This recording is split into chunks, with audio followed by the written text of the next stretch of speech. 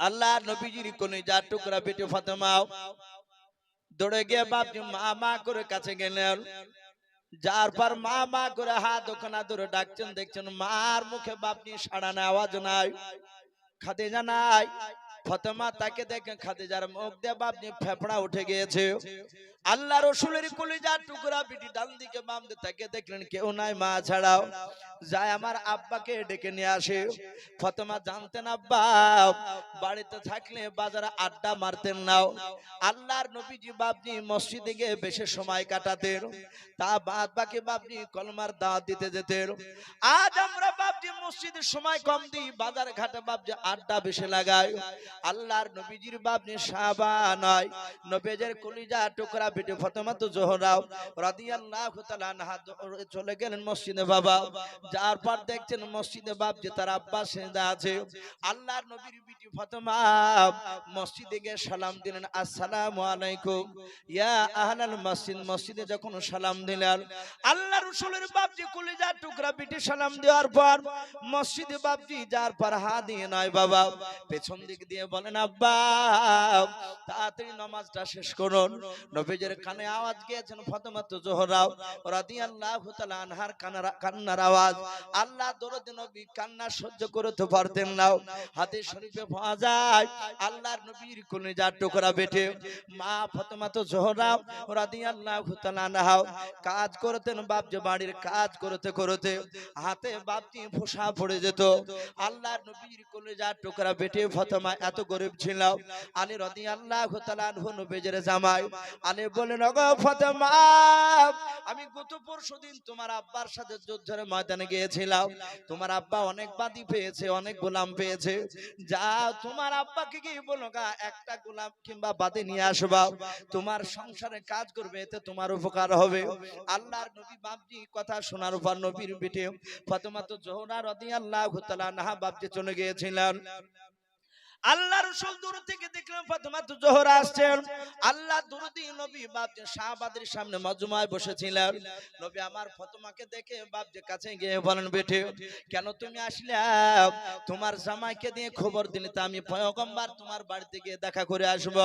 সেই নবীজির কলিজার টুকরা বিটি ফাতেমা জোহরা রাদিয়াল্লাহু তাআলা আনহা ডাক দিয়ে বলেন আব্বা জান তাড়াতাড়ি নামাজ শেষ করুন। আল্লাহ দরদি নবী নামাজ শেষ করলেন। তাকে বলেন মা রে কেন কান্না করেছো বলো? ফাতেমা ডাক দিয়ে বলেন আব্বা আমার মা এতক্ষণ মনে হয় আর বেঁচে নাই। দরদি নবী ফাতেমাকে নিয়ে বাড়ি চলে গেলেন। যার পর ঠান্ডা পানি দিয়ে খাদিজার মুখে চেহারায় ছিটা মারলেন। খাদিজার জ্ঞান ফিরলো। আল্লাহর দরদি নবী ডাক দিয়ে বলে ফাতেমা নাই খাদিজাও বলো তোমার কি হয়েছিল, কেন কান্না করতে করতে বেহুশ হয়ে গিয়েছিল বলো। খাদিজা কাদার বলে নবী আমার এমন কিছু হয় না গো নবী, শুনে নেন আপনি বলেছেন কবর কোন খুব ভয়ঙ্কর কঠিন জায়গা, যে কবর নাজাত পেয়ে যাবে সে সব জায়গায় নাজাত পেয়ে যাবে। ও আল্লাহর নবী যে এই যে আপনার জীবদ্দশা আপনি জিন্দা অবস্থায় আমি বিপদে পড়েছি, আপনি দৌড়ে এসে আমার পাশে এসে বসে গিয়েছেন। আপনি আমাকে জিজ্ঞাসা করছেন খাদিজা কি হলো?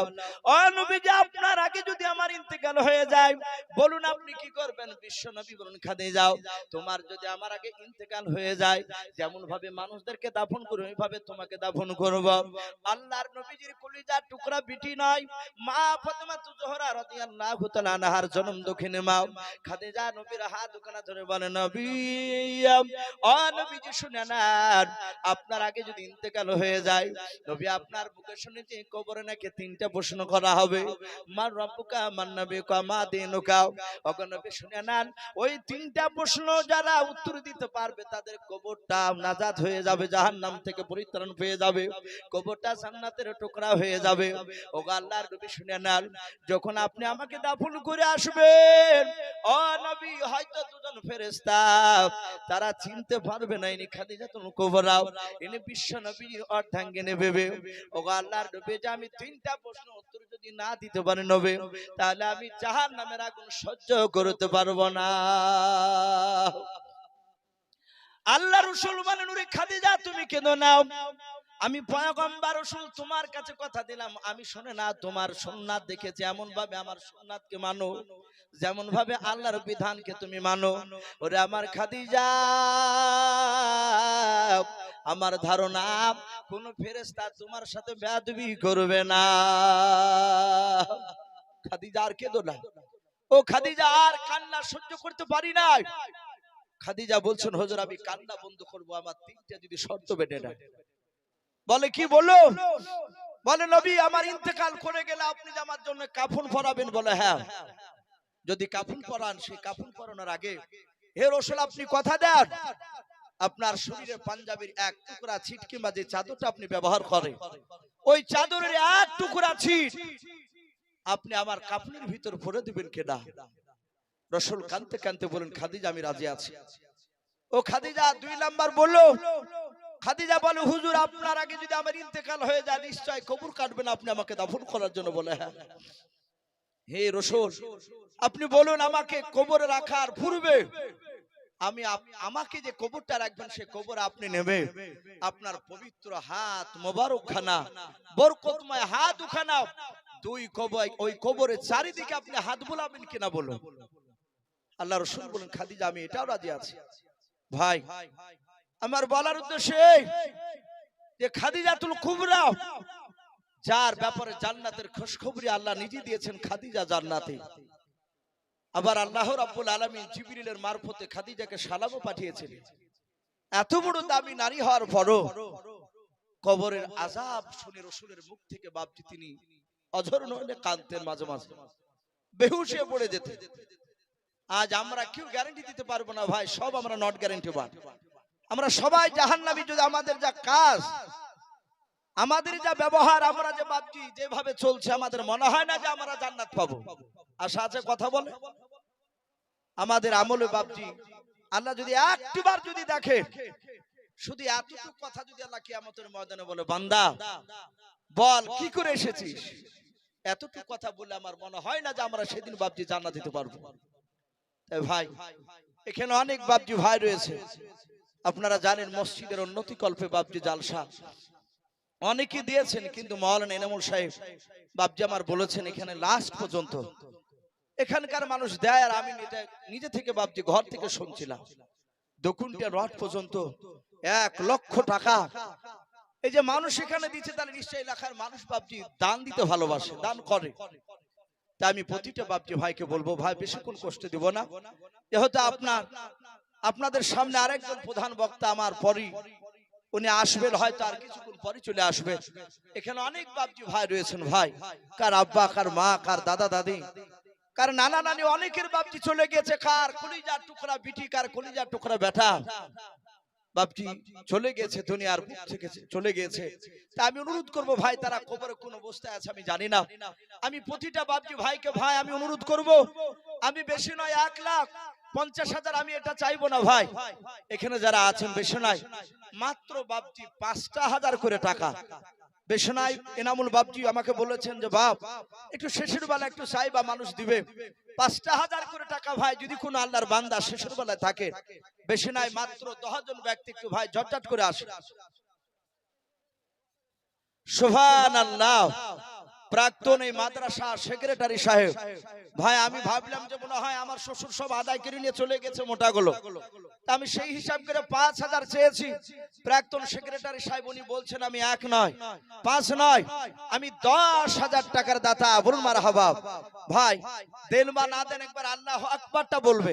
আল্লাহ বলছেন কোন বান্দা যখন আল্লাহু আকবার বলে তখন আমি এত খুশি হয়ে যাই, তার পূর্বেকার গুনাহগুলো আমি maaf করে দিই। বলুন সুবহানাল্লাহ। বলেন নারে তাকবীর। প্রাক্তন সেক্রেটারি সাহেব মাদ্রাসার নাম কি? গোকুল চক্রবর্তী। ওনার নাম কি?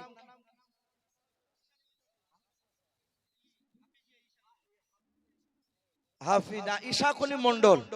প্রাক্তন যে সেক্রেটারি হাসান আলী মন্ডল, উনি বলছেন আমি 10,000 টাকার দাতা। বলুন মারহাবা।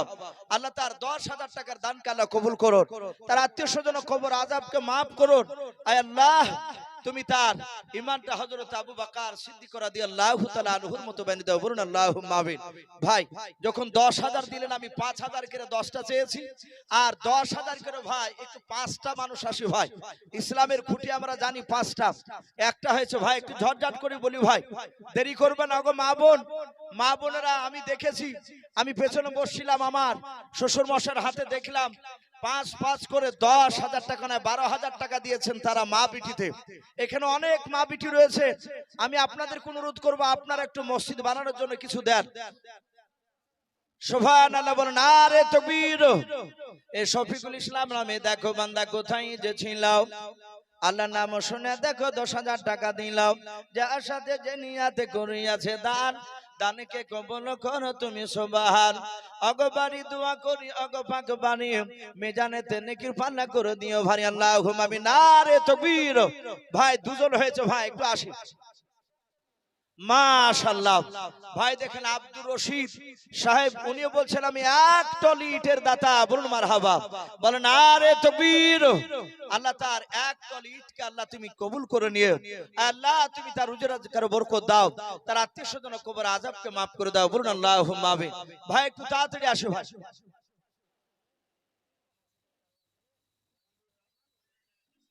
সুবহানাল্লাহ। দেখেন নাজিবুর রহমান, সেই রেজিনগর কাশীপুর, বেলডাঙ্গা রেজিনগর কাশীপুর, উনি বলছেন যে আমি 10,000 টাকা দামের একটা পাল্লা দিবেন মসজিদের, বলুন আলহামদুলিল্লাহ, বলেন আরে তাকবীর। নাজিবুর রহমান রেজিনগর সেই কাশীপুর থেকে বলছেন আমি মসজিদের দরজা 10,000 টাকা দামে দেব। আল্লাহ তার 10,000 টাকা দামের এই দরজাকে আল্লাহ কবুল করে নেন, বলুন আল্লাহুম্মা আমিন। আয় আল্লাহ তুমি বলেছো যারা মসজিদে দান করবে তাদের জন্য আমি জান্নাতে 1 টাকার ঘর বানাবো। ওগো মালিক আমি তোমার কাছে দোয়া করি মহল্লাও যারা দান করছে, যারা করতে পারে নাই, তুমি সকলের জন্য জান্নাতে তুমি 1 টাকার আমাদের ঘর বানিয়ে রাখো, বলুন আল্লাহুম্মা আমিন, বলেন আরে তাকবীর। সুবহানাল্লাহ। দেখেন মাওলানা সিরাজুল সাহেব, হাফেজ সিরাজুল ভাই আমার, উনি কাটা বাগানে থাকেন। আমি গত 3-4 বছর থেকে ওনাদের মাদ্রাসায় যাই, আল্লাহ বেচারা আগামী তো আছে জালসা, উনি এসে কথা বলছিলেন আমার সঙ্গে, উনি বলছে যে আমিও 5,000 টাকার দাতা, বলুন মারহাবা। আল্লাহ তার 5,000 টাকা দানকে মাওলানার কবুল করে নিয়ে মহল্লা তুমি তার আত্মীয়স্বজন কবর আযাবকে তুমি maaf করে দাও, বলুন আল্লাহুম্মা আমিন। ভাই একটু তাড়াতাড়ি আসি ভাই, আজ আপনাদের কাছে জান নয়, সাহাবাইকে দাও রসুলের দরবারে তারা বসা ছিলেন, আল্লাহ রসুলের বাপজি যুদ্ধের ময়দানে কিছু বাপজি মাল আপনার চাইলে যুদ্ধের ঢাল, যুদ্ধের লোহার পোশাক এই সাহাবাদের বেশি নাই, তাই ঘোড়া এসব কেনার জন্য বলেন ওগো সাহাবাইকে দাও তোমরা যে যা পারবে আজকে মাল নিয়ে এসে দান করে দাও। সাহাবাইকে আমরা সকলে বসেছিলেন, হঠাৎ করে বাপজি একটা রসুলের বাপজি সাহাবিয়া একটা নারী, তার কলিজার আপনার 1.5 বছরের বাচ্চা হাতে করে এইভাবে তুলে বলছেন রাসূলুল্লাহ আমার সামর্থ্য এমন কিছু নেই, ধন সম্পদ আমার নাই, আমার এই সন্তানটা আপনার যুদ্ধের জন্য আমি দান করে দিলাম, বলুন আলহামদুলিল্লাহ। আল্লাহ রাসূল বলেন ওগো সাহাবিয়া বলো এই বাচ্চা কি হবে, বলে নবী এই বাচ্চা বিকৃত এখন হবে না। রাসূল শুনে নেন, কাফিররা যখন আপনাকে তলোয়ার চালাবে কোন সাহাবাকে দিয়ে দিবেন যার কাছে ঢাল থাকবে না, তখন এই বাচ্চাটা এইভাবে যেন তলোয়ার সামনে দিয়ে ঢাল স্বরূপ যেন ধরে রাখে। ভাই আজকে জান নয়, তারা জানের প্রতিযোগিতা করতেন, আজকে জান নয় বাপজি কিছু মাল ধন সম্পদ থেকে বাপজি কিছু মাল টাকা একটু আসি ভাই ঝটঝট করে দি। সুবহানাল্লাহ। মুমিনুল শেখ এখানে বাড়ি নাকি? এদিন এই মাওলানা সাহেবের বড় ভাই মুমিনুল ইসলাম উনিও বলছেন আমি 1 কুইন্টাল রড, বলুন মারহাবা, বলেন আরে তাকবীর। আল্লাহ তার 1 কুইন্টাল রডকে আল্লাহ কবুল করুন, বলুন আল্লাহুম্মা আমিন। আয় আল্লাহ রড দিয়ে যেমন ছাদকে টনটনি করে ধরে রাখে, ওগো মাওলা তুমিও সেই মুমিনুল ইসলামের ঈমানটা তুমি রডের মতো মজবুত করে দাও, বলুন আল্লাহুম্মা আমিন। ভাই একটু আসি ভাই, আল্লাহ বলেছেন আমা খলাকনাকুম আজওয়াজা। সুবহানাল্লাহ। মাঠপাড়া রফিকুল শাহ বলেন আরে তাকবীর। মাঠপাড়া রফিকুল শাহ উনিও বলছেন 1 টলি ইট, বলুন মারহাবা। মাঠপাড়া রফিকুল শাহ নামে দেখো বান্দা কোথায় যে ছিল, আল্লাহ নাম শুনে দেখো একটনি ইট দিয়া গেল ওগো বাড়ি দোয়া করি ওগো পাক রব্বানা জান্নাতে খেলায় তুমি আঙ্গুর বেদানা আল্লাহুম্মা আমিন। নারে তাকবীর ভাই একটু তাড়াতাড়ি আসি। মাশাআল্লাহ দেখেন এই মাওলানা সাহেবের আবার মেজো ভাই উনিও বলছেন এক টলি বালি, বলুন মারহাবা। আয় আল্লাহ, বালির দানাতে যত দানা রয়েছে বালি, এক একটা দানার বিনিময়ে ও মাওলা তুমি 5 লক্ষের উপর বেশি করে তুমি নেকি লিখে দাও, বলুন আল্লাহুম্মা আমিন। আল্লাহ তুমি তার আত্মীয়স্বজন কবর আযাবকে maaf করে দাও, বলুন আল্লাহুম্মা আমিন।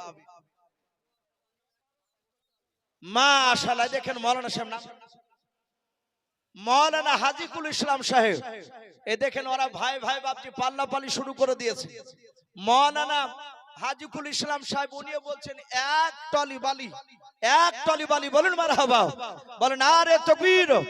আল্লাহ সেই মৌলানা ভাইয়ের এক টলি বালিকে আল্লাহ কবুল করে নে মহল্লা, তুমি তার ইলমিয়াতকে কবুল করে নাও, বলুন আল্লাহুম্মা আমিন। আল্লাহ তুমি তার দ্বারা দ্বীনের খিদমত তুমি করে নাও, তার আত্মীয়স্বজন কবর আযাব maaf করে দাও, তাদের রুজি রোজগারে বরকত দাও, বলুন আল্লাহুম্মা আমিন। ভাই আসি এই দেখেন মৌলানা সাহেবের হাজিকুল মৌলানা সাহেবের ছোট ভাই উনি বলছেন 5 বস্তা সিমেন্ট প্রায় 2000 টাকার উপরে দাও, আল্লাহ তার 5 বস্তা সিমেন্টের দানকে আল্লাহ কবুল করুন, বলুন আল্লাহুম্মা আমিন। সুবহানাল্লাহ। গোয়াশে বাড়ি সুফেরা বিবি মা আমার পর্দার আড়াল থেকে এসে বলছেন 5 বস্তা সিমেন্টের বস্তা দান করেছে, আল্লাহ তুমি তার দানকে কবুল করে নিও, আল্লাহ তুমি সেই সুফেরা মায়ের দানটাকে মহল্লা তুমি কবুল করে নিয়ে তার ঈমানটা হযরত মা ফাতেমা জোহরা রাদিয়াল্লাহু তাআলা আনহার মতো বানিয়ে দাও, বলুন আল্লাহুম্মা আমিন। ভাই আসি কালু ভাই আবার উনিও বলছেন 5 বস্তা সিমেন্টের দাতা, বলুন মারহাবা, আল্লাহ তার দানকে কবুল করুন। ভাই আমরা কেউ খালি হাতে যাব না ইনশাআল্লাহ। ঈমানদার আপনার কলা গাছের মতো, কলা গাছকে যত কাটবে তত কলা গাছ তেউর ছাড়ে বের হয়। ঈমানদার একবার দিয়ে বাপজি বন্ধ হয় না। ভাই একটু আসি, আমার পরি বক্তা আসবে, ভাই দেরি না করে একটু তাড়াতাড়ি আসে। আমি এই জালসার কমিটি ভাইদেরকে বলবো ভাই প্রধান বক্তাকে একটু রেডি হতে বলবে, হয়তো মানুষ বিরক্ত হতে পারে। শামসুল মন্ডল হজে যাবেন সামনে, হ্যাঁ আল্লাহ আপনার হজকে কবুল করুন, বলুন আল্লাহুম্মা আমিন। উনি 10 বস্তা সিমেন্টের দাতা, বলুন মারহাবা, বলেন আরে তাকবীর। ভাই দেরি না করে একটু তাড়াতাড়ি আসো ভাই। সুন্দরা নারে তাকবীর।